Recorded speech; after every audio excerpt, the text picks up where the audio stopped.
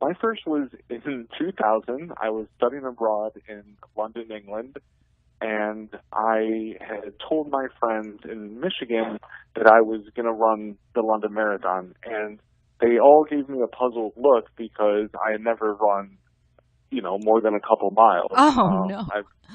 I had played sports before, but running had never really interested me. But I just thought, one in London, I wanted to do that. And when I got there, I found out there was a 2 to 3 year waiting list. And I was pretty dejected because I told all my friends and family that I was going to do this. And I'm someone who believes in following through when they say they're going to do something. And about halfway during my time abroad, I opened up a magazine called Time Out Magazine, which basically tells you everything that's going on in London, from theater to restaurants to clubs to charities. And there was a charity called the Notting Hill Foundation, which raised money for children with disabilities.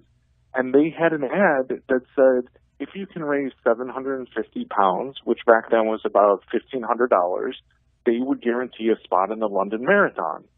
So I called them up at the payphone in London, in that red toll booth payphone, and told them my name, said that I would be able to raise the money, and I went from basically, as they call it, flat to flat, or what we would call dorm to dorm, and was telling people what I was doing, where the money was going, and I even tried street performing in Covent Garden. Didn't realize you needed to have an actual street performer's license. Made £5, got kicked out, and that £5 went to my £750. And I was able to run the London Marathon. Did you actually run it without training? Yes, I did not train more than 3 days, which is something that's kind of carried over time. I don't know. I can't really explain it. Some people don't understand it, and that's okay. I would never advocate anyone to do that, but I just know what my body is capable of, and I've always believed it's 80% mental, 20% physical, as it relates to me. Yeah. And that, for whatever reason, has worked well for me over the years. And they asked me what corral I should be in, like what time I run in. And I asked them, well, what's respectable? And they said, well, what pace do you run? And I said, how about you just tell me what's respectable, and then we'll go from there. And they said 5 hours. And I said, okay, mark me down for 5 hours. And they said, can you run a marathon in 5 hours? I said, yes. If you're telling me that's respectable, then I will run it in 5 hours. And at 4:57:57, I crossed the finish line in London. Oh, wow. That's so funny because that was the time for my first marathon. I finished in just under 5 hours in my first marathon in Birmingham. That's great. And I also thought to myself, I was so proud of that accomplishment and being able to raise money for that charity. And then in the same respect, I also said never again. Those two thoughts simultaneously crossed my mind when I finished the race in London. But 10 years later, I had rotator cuff surgery on my right shoulder, and I was rehabbing for 9 months. And it was a time that was really challenging in my life. My grandfather had recently been diagnosed with dementia, and he had been practicing as a pediatrician for 50 years. And I was in a pretty serious relationship that was coming to an end, and I was just very stagnant because of the rehab. And those things were really, it was just a lot of time to think about life and what was going on. And as I was ending my rehab, a friend of mine called and said that she was unable to run New York City Marathon, and she wanted to know if I wanted to take her spot.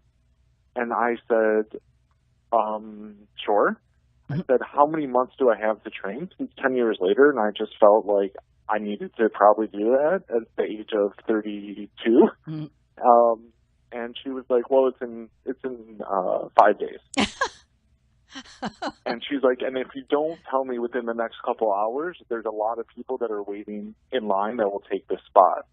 So I thought about it for an hour or two, and I convinced myself that I needed to do this. I wanted to do it for myself, and with everything going on.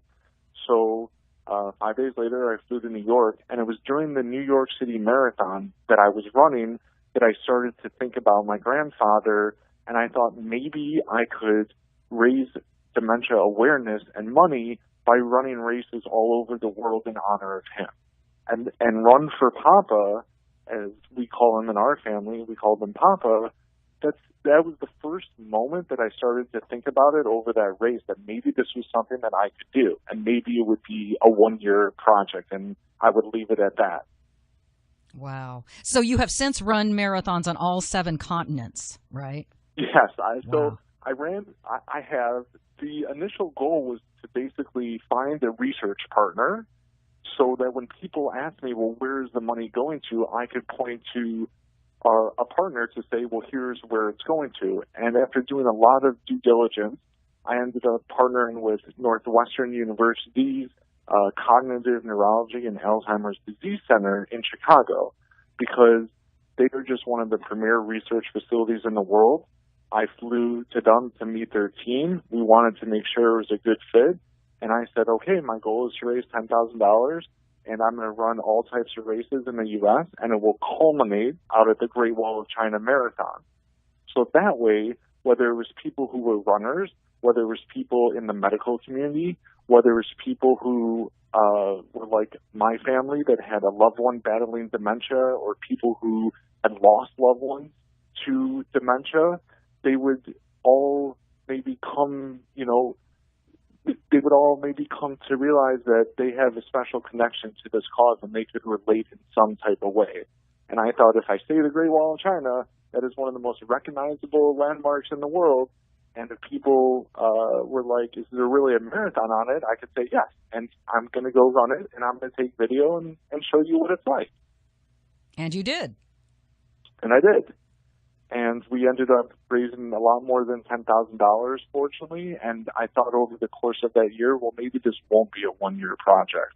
And since then, it's literally taken me to all 7 continents around the world. Antarctica included, right?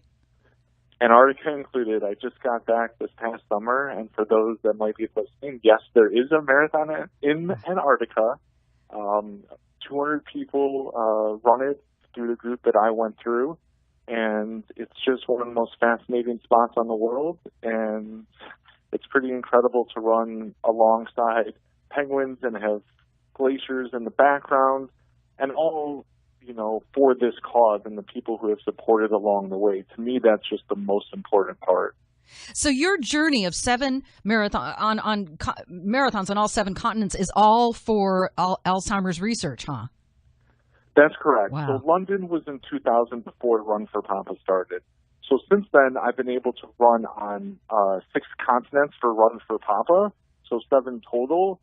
And to cap off the 7th continent for Run for Papa, I'm headed to Athens in November to run the Athens Marathon, to go back to Europe and hit that 7th continent for Run for Papa.